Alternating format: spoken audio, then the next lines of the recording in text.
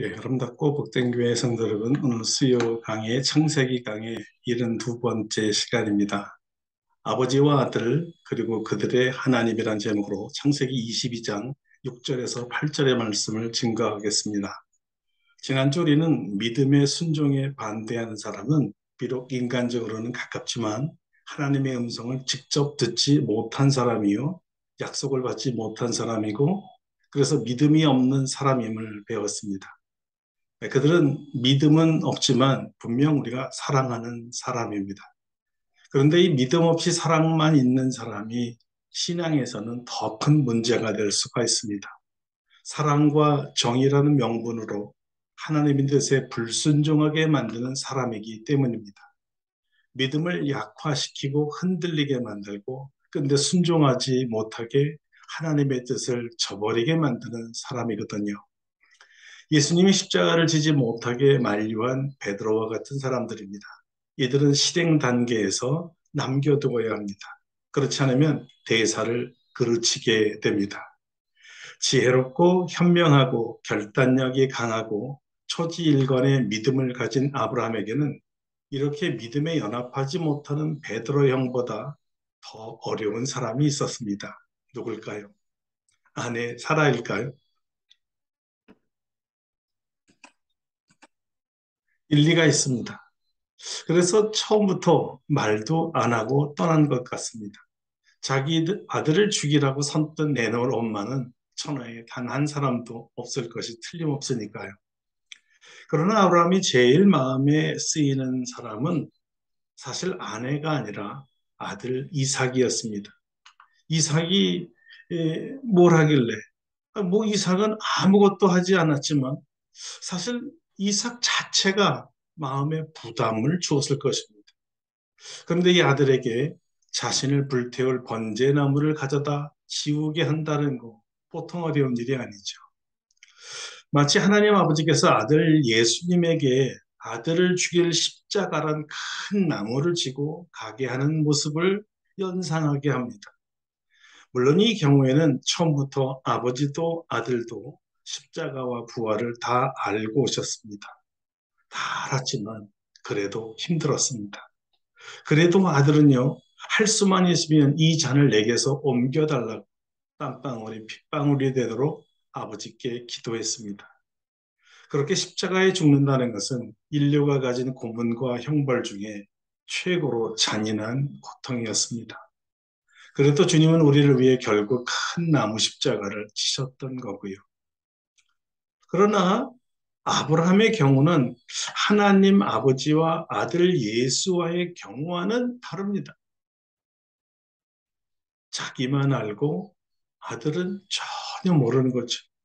아들 이상은 앞으로 몇 시간이 지나면 시간이 지나간 번제, 자기가 지고 가야 될 그 번제나무에 타서 죽을 것이라고는 꿈에도 상상치 못했던 건 일이죠. 그 아들을 3일이나 함께 산으로 걸어갔던 아브라함이었습니다. 이것은요, 죽음을 넘기는 믿음입니다. 죽음보다 강한 믿음이죠. 하나님을 신뢰하는 믿음이 아들을 죽이는 데까지 동의하게 만들었습니다. 아브라함은 여전히 그 손에 불과 칼을 가지고 있었습니다. 속은 어떨지 모르지만 겉은 여전히 하나님께 끝까지 순종할 자세를 보입니다. 불은 번제에 붙일 것이고 칼은 아들을 잡을 도구였습니다. 하나님의 뜻을 이루기 위해서는 하나님과 우리가 협력해야만 합니다. 우리가 준비해야 할 것은요, 불과 칼입니다. 하나님께서 준비하실 것은요, 번제할 어린 양이었죠. 우리가 아무리 불과 칼을 준비해도 주님께서 역사하실 의향이 없으시면 일이 이루어지지 않습니다. 반대로 하나님의 명령임에도 불구하고 우리가 칼과 불을 준비하지 않으면 하나님께서 역사하실 수 없습니다. 하나님께서 역사하시도록 불과 칼을 준비해야 합니다. 그렇다면 오늘 우리에게 있어서 하나님이 역사하시도록 우리가 준비해야 할 칼과 불은 무엇일까요? 하나님께서 역사하시도록 아무도 준비 없이 빈손으로 산에 올라가지는 않을 거 아닙니까? 빈손으로 가면서도 하나님을 원망하지는 않겠죠. 비록 하나님께서 미리 번제했을 산양을 친히 준비하셨더라도 우리는 불과 나무와 칼은 가져가야 합니다. 잠깐 여기서 남자만 5천 명을 먹인 오병이어의 기적 사건을 되돌아 볼 필요가 있습니다. 물론 예수님께서 기적을 베푸셨지만 태초에 하나님께서 창조하셨을 때처럼 무에서 유를 창조한 방법은 아니었습니다. 기적을 일으킬 마중물을 필요로 하셨습니다. 그 마중물이 무엇이었을까요? 예, 물론 믿음이었습니다. 하나님은 전지전능하셔서 어떤 기적도 일으킬 하나님이란 믿음이 있어야 합니다. 그런데 주님은요, 이 믿음 위에 믿음의 마중물을 원하셨습니다. 그것이 다름 아닌 어린 소년의 5덩어리 떡과 2마리의 생선이었습니다. 이것을 주님께 드렸을 때 5천 명이 넘는 사람들이 배불리 먹을 수 있는 기적을 일으키셨습니다. 이 마중물이 문자 그대로 기적을 준비하는 물질이었습니다. 우리가 기적을 바라면서 준비해야 할 마중물은 무엇일까요? 물론 각자가 다 다릅니다. 아브라함에게는 불과 나무와 칼이었지만요. 우리는 또 다른 하나님이 명령하신 어떤 것들을 준비해야 하겠지요. 자, 이제 그럼 다시 아브라함과 이삭에게로 돌아갑니다. 아들 이삭이 아버지를 부릅니다. 아버지! 아버지 아브라함이 대답합니다. 내 아들아, 내가 여기 있노라. 아버지. 아마 아들이 부를 마지막 이름이었을지 모르겠습니다. 반대로 아버지 입장에서는 아들이 불러주는 마지막 음성이었을지도 모르고요. 아버지. 이 세상에서 가장 좋은 이름이죠. 아버지. 이렇게 부르고 더 이상 아무 말도 안 해주었으면 하는 마음이 아브라함에게는 얼마나 간절했을까요? 아들 이삭이 아버지 불렀을 때 아브라함이 이렇게 대답합니다. 내 아들아, 내가 여기 있노라. 이 또한 아버지가 부를 마지막 말이요. 아들이 들을 마지막 말은 아니었을까요? 세상에 이처럼 사랑스러운 호칭이 어디 있습니까? 내 아들, 내 아들. 아버지와 아들이 가지는 야릇한 긴장감이 돕니다. 잠깐의 침묵을 깨고 그 사랑하는 아들의 입에서 결국 나오지 말아야 할 가장 잔인한 질문이 나옵니다. 아버지, 불가나무는 있는데요. 번제할 영은 어디 있죠? 이런 말이었습니다. 아버지, 우리가 처음부터 하나님께 번제를 드리려고 온 것 아닙니까? 그렇다면 번제할 어린 양이 있어야 하잖아요. 어디 있죠? 이렇게 물어봤어요. 처음부터 궁금했는데 이제야 물어본 것입니다. 설마 저는 아니지요? 이런 뉘앙스였는데 이 질문을 받을 때 아브라함은 가슴이 철렁했습니다. 앞이 깜깜해지는 순간이었습니다. 이제 올 것이 왔구나. 이런 절망의 시간이었죠. 속으로는 아들아, 내 아들아, 하나님께서 너를 번제로 드리라는 거야.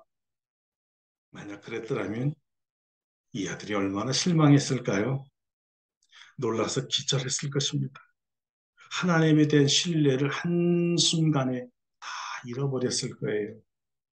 그런데 아브라함이 이렇게 말했어요. 내 아들아, 번제한 어린 양은 하나님이 자기를 위하여 친히 준비하신단다. 아브라함의 훌륭한 점이 여기 있습니다. 아들이 결코 하나님을 원망하거나 나쁜 하나님으로 취급되거나 오해를 하지 않게 하는 것이었습니다. 하나님께 말로나 행동으로나 불경하게 만들고 죄를 짓지 않게 하려는 의도가 강하게 나타납니다. 아브라함이 어떻게 이런 생각을 했을까요? 자신의 과거 경험 때문이었습니다. 자신도 하나님의 뜻을 잘 몰라서 자기 마음대로 해석하고 자기 마음대로 결정하고 자기 마음대로 행동하다가 얼마나 곤욕을 많이 치렀습니까? 자신이 이해할 수 없는 것이라고 해서 하나님을 원망하고 괜히 하나님에서 왔네 하며 후회를 한 적도 많았잖아요. 약속만 하고 25년이 지나도록 약속을 이룰 기미조차 보이지 않았을 때 이스마엘을 낳는 실수도 하지 않았던가요? 그런데 자기와는 다르게 끝까지 약속을 지키시는 하나님을 만났습니다. 그 약속의 열매가 바로 이삭이었고요. 아브라함은 더 이상 하나님을 실망시키는 사람이 아닙니다. 이런 과정을 다 밟고 믿음이 성장하고 견고해진 아브라함이라 처음에는 하나님을 믿기가 그렇게 쉽지 않았다라는 것을 잘 알고 있었습니다. 그래서 믿음이 없을 때 하나님께 범죄하기 쉽기 때문에 아들은 자기의 전철을 밟으면 안 된다고 생각한 것입니다. 아들의 믿음을 지켜주는 아버지, 아들의 입술의 실수를 막아주는 아버지였습니다. 자기와 같은 반복된 실수를 만들면 안 된다는 아버지의 자상한 배려였지요. 아들이 하나님 앞에 입술로 어리석게 범죄하지 못하게 하고 난 뒤 믿음의 아버지 아브라함은 더 멋진 믿음의 고백을 합니다. 정말 믿음이 없이는 농담이라도 이런 말을 할 수가 없어요. 그 위대한 믿음의 고백은 차라리 믿음의 선포라고 말할 수 있습니다. 그 선포가 바로 내 아들아 번제할 어린 양은 하나님이 자기를 위하여 친히 준비하신단다. 야, 이런 거였는데요. 어떻게 이런 믿음이 생겼을까요? 아브라함의 믿음은 정말 그리스도의 장성의 분량에 이르도록 자란 것이 틀림없어 보입니다. 하나님이 준비하리라. 하나님이 준비한다니까 아들아 걱정하지 마. 하나님이 준비하셔.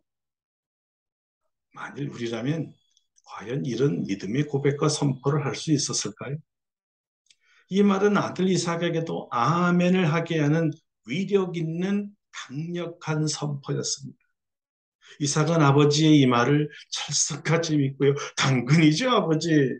이렇게 받아들였던 거예요. 자, 보세요. 이 아들과 아버지, 아버지와 아들, 이 부자가 만들어내는 믿음의 앙상블을 좀 보세요. 아버지의 믿음과 아들의 믿음이 하나가 되는 위대한 순간입니다. 이처럼 멋진 믿음의 부자가 없습니다. 브라보이죠. 브라보. 이삭이 아멘 하면서 그렇구나. 여호와께서 친히 준비하시는구나. 아, 그러면 그렇지. 아브라함은 하나님을 위대한 하나님으로 만나게 하는 극적 상황으로 아들 이삭을 초대한 것입니다. 아들, 우리 함께 하나님의 위대함을 보자꾸나. 여러분 한번 상상해 보세요. 아버지와 아들이 큰 원형극장에 함께 앉아서요. 마치 홍해가 갈라지는 광경을 둘이 같이 보면서 함성을 지르는 모습 말입니다. 할렐루야! 이 두 부자에게서 저절로 터져나가는 함성을 한번 상상하고 그 음성을 들어보세요. 믿음의 앙상블이 만들어내는 이 하모니가 얼마나 감동적입니까?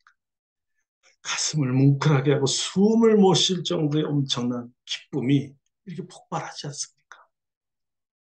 이렇게 부자가 신앙이 일치된 것을 어떻게 알 수 있을까요?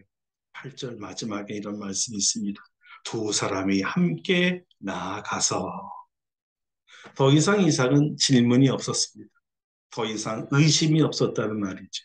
더 이상 아버지를 괴롭히지 않았습니다. 저는 아버지를 믿습니다. 저는 아버지의 하나님을 믿습니다. 평생의 아버지가 하나님을 믿는 모습을 내가 보면서 자라지 않았습니까? 이처럼 강력한 신앙 고백이 어디 있을까요? 나는 나의 아버지의 믿음을 믿습니다. 아버지가 믿는 하나님을 나도 믿습니다. 아, 이런 고백이요. 우리 자녀들에게 있기를 마음을 다해서 간절히 축원합니다. 그리고 이런 고백과 신뢰를 받을 수 있는 부모님이 되시기를 간절히 축원합니다. 부모, 자녀가 함께 만들어낸 믿음의 앙상블로 오늘도 기적의 하나님을 만나시기를 간절히 축원합니다. 기도하겠습니다. 사랑하는 하나님, 아브라함과 이삭, 이삭과 아브라함이 하나님에 대한 절대 믿음이 하나가 되어 하나님을 찬양하는 믿음의 앙상블을 보았습니다. 우리 부모들이 예수 그리스도를 잘 믿고 신뢰하여 우리 자녀들이 그 모습을 보고 나도 아버지가 믿는 하나님, 아버지의 하나님을 나도 믿습니다. 이런 동일한 고백으로 아름답고 신령하고 감동적인 믿음의 앙상블을 부를 수 있도록 축복하여 주시옵소서. 예수님 이름으로 기도드립니다. 아멘. 예, 사랑하는 성도 여러분, 오늘 말씀을 마치겠습니다. 우리와 우리 자녀들이 믿음의 양상물로 하나님께 영광을 돌리며 기적을 체험하는 아름답고 신령한 가정 되기를 축원합니다. 우리 다음 주에 뵙도록 하겠습니다. 네, 감사합니다.